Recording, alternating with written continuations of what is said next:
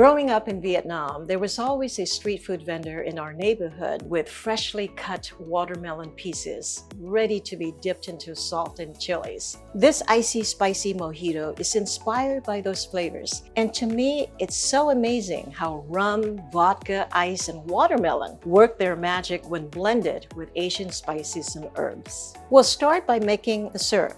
Place torn mint leaves, sugar, water, ginger, sea salt, and lime juice in a pan and bring to a soft boil. Cover and simmer for 3 minutes, then remove from heat and allow the mixture to steep another 30 minutes. Strain and chill.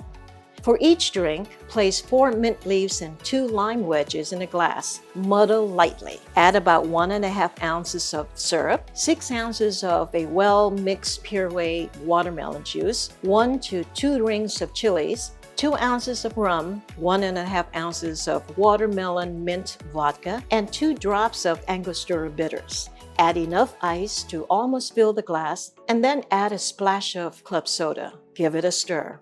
Serve garnish with a skewered watermelon cube and a sprig of mint. Feel free to jazz up your drink either with a carved large piece of watermelon or even a watermelon satay. I hope you enjoy this very unique and very refreshing drink.